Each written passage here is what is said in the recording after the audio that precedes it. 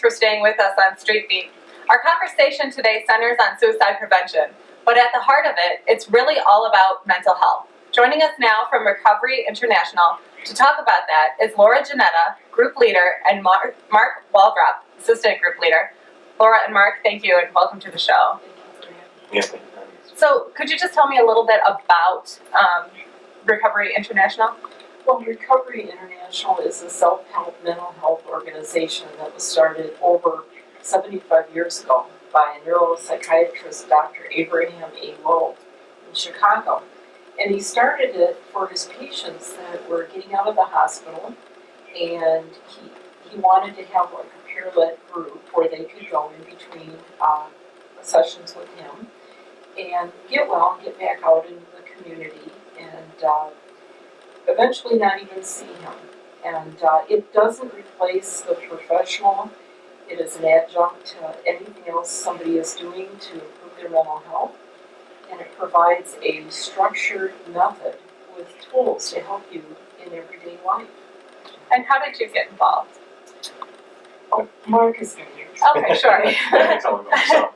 I joined Recovery 8 years ago. It was just after I was diagnosed with depression and anxiety.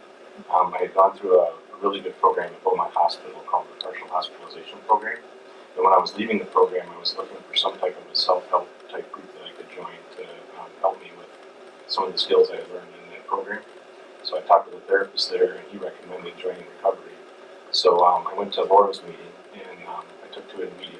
It's a really simple, straightforward method to use. It's very helpful, and I've been there ever since. So. And what are some of the things that you might discuss in the meeting and try to work through in the meeting? Well, we don't really discuss. We have a structured meeting. We start out reading a chapter out of one of Dr. Lowe's books, read a paragraph or two each person, and then we have a structured part of the meeting where we give examples based on everyday trivialities that work us up. We don't give advice, we don't talk about medications or diagnosis. We just practice the tools that can help us get well and deal with all different types of nervous symptoms. So Mark was going to share some of the things that people come to recovery for, some of the symptoms. Yeah, there's a wide variety of different types of conditions people come in with. So it could be anything from depression to anxiety to phobias, panic disorder, even excessive worry. And oftentimes people too will come in with anger issues where they've had trouble dealing with other people because of anger outbursts, and they learn to control them using the recovery method. So it's not really all about what we might consider mental illness or mental health to be. It really encompasses just feelings that you might have through day-to-day life too, correct? Yes, when you go in, one of the key things that you do in a meeting, as Laura mentioned, all of the meetings are the same no matter where you go in the country. So it's kind of a nice setup. You can go to multiple meetings during the week if you need to. But all of the meetings follow the same outline. So we go through a section where we read, and then we give examples. And when we give the examples, we're actually talking about something that's happened to us in our daily lives that made us upset or got us nervous. And then we talk about that briefly, and then we use the recovery tools, we call them, to reduce our symptoms or to actually deal with them. And it is for everybody. There are people that have just anxiety and anger issues. There's people that are bipolar. It really, Dr. Lowe started it for people that were very sick, but it really can help, almost everybody deal with any kind of, garden variety nervous symptom. Mm-hmm.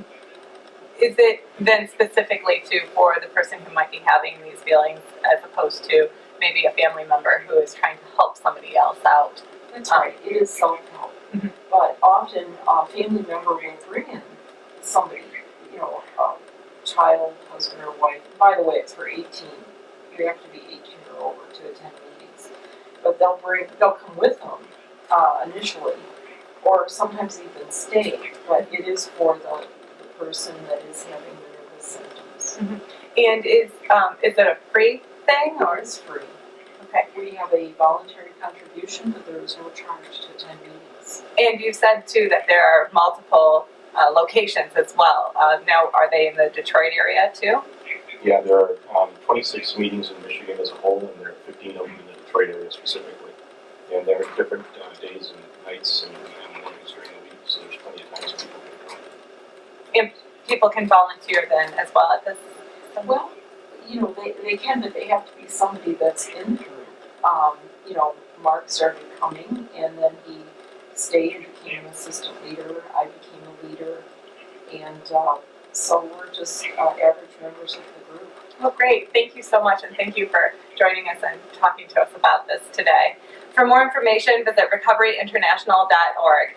That's our show for today. I want to thank all of our guests for coming on the show. We'll see you next Saturday right here at 8:30 a.m. on Street Beat.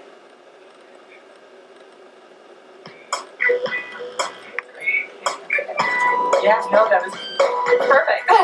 You know, we should tell you so much more because I go all over. Oh, I bet. Probably something to